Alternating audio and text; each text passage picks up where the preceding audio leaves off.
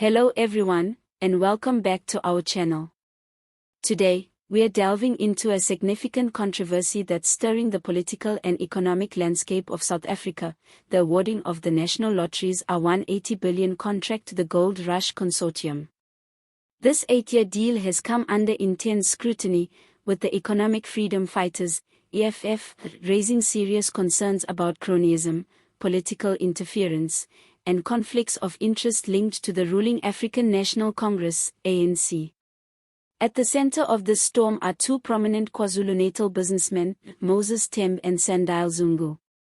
Moses Tembe is a well-known ANC financier and ally, while Sandile Zungu, the owner of Omazulu FC, previously contested for the ANC KwaZulu-Natal chairpersonship. Their close ties to the ANC have fueled suspicions that the contract was awarded based on political favoritism rather than merit. The EFF has pointed to the involvement of individuals with direct financial and social ties to the Gold Rush Consortium in the very body tasked with evaluating bids. Specifically, Tiran Marimuthu, a member of the National Lotteries Commission, NLC, Bid Evaluation Committee, has close professional and personal connections to Gold Rush. Another committee member, Anne-Marie Puli, is listed as the sole director of Route 515 Pub and Grill in Pretoria, a venue that hosts Gold Rush gaming machines.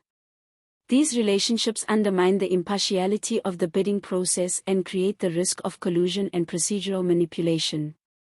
Minister of Trade, Industry, and Competition Park Stow has also come under fire for conducting negotiations in secrecy.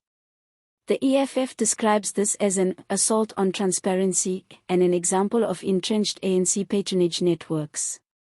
The party argues that such opaque dealings divert funds meant for public benefit toward politically connected individuals, eroding public trust in state institutions.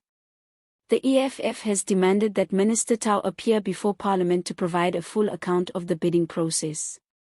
Furthermore, the party insists on a transparent and ethical re-evaluation of the contract to ensure that the National Lottery fulfills its social mandate rather than serving as a vehicle for political patronage. Adding another layer to the controversy, one of the losing bidders, R180, a subsidiary of Hosken Consolidated Investments, has taken Minister Tau to court, accusing him of failing to award the license within a reasonable time frame. R180 is seeking a court order compelling the minister to announce the successful bidder before May 9 and conclude a license agreement by May 31. It has also asked the court to declare Tau's decision to extend the bid validity period and issue a temporary one-year license as unconstitutional and unlawful.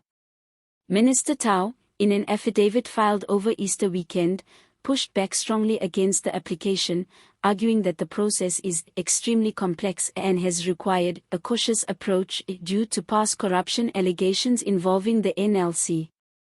He stated that he would prefer to announce the successful bidder by May 28, 2025, but warned that unforeseen circumstances might make this impossible. The NLC has also filed opposing papers.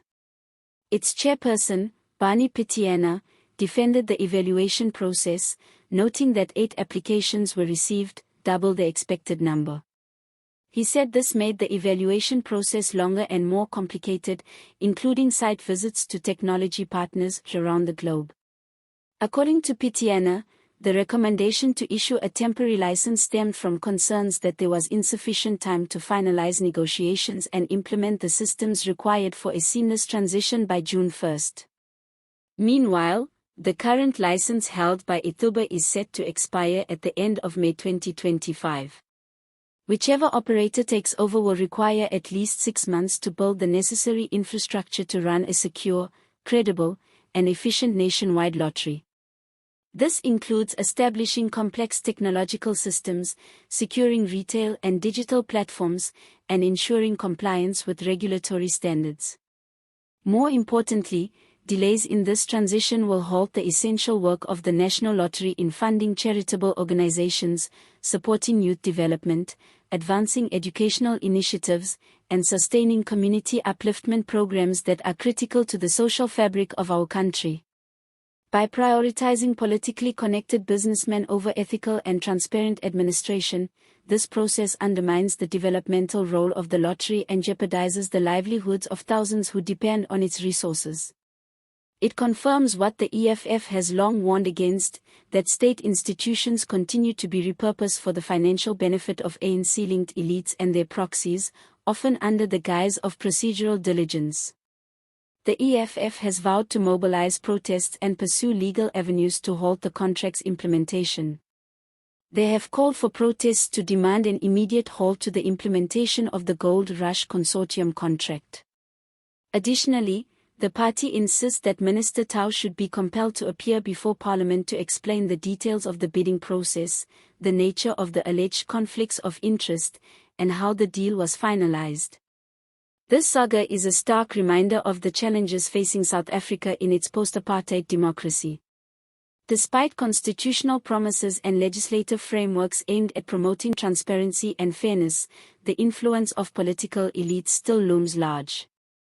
The National Lottery contract controversy serves as a powerful example of how the intertwining of politics and business can undermine efforts to build an equitable and accountable society. It's also a warning sign for other state institutions that may be vulnerable to similar abuses of power. The ongoing public scrutiny and the EFF's bold stance could spark much-needed reforms in how government contracts are awarded and monitored. South Africans deserve assurance that public resources will be managed with integrity and fairness. As the debate rages on, this controversy will likely dominate political conversations and media headlines. It raises fundamental questions about the future of governance in South Africa and whether the country's leaders can rise above factional interests to serve the public good. We want to hear from you. What do you think about the National Lottery contract awarded to the Gold Rush Consortium? Do you believe the concerns raised by the EFF are valid?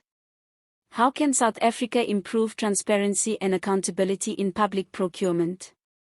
Drop your thoughts in the comments below. If you found this video informative and want to stay updated on political and economic developments in South Africa, please give this video a thumbs up, subscribe to our channel, and turn on notifications. Sharing this video with your friends and family can also help spread awareness about the importance of fighting corruption and promoting good governance. Thank you for watching, and we'll see you next time.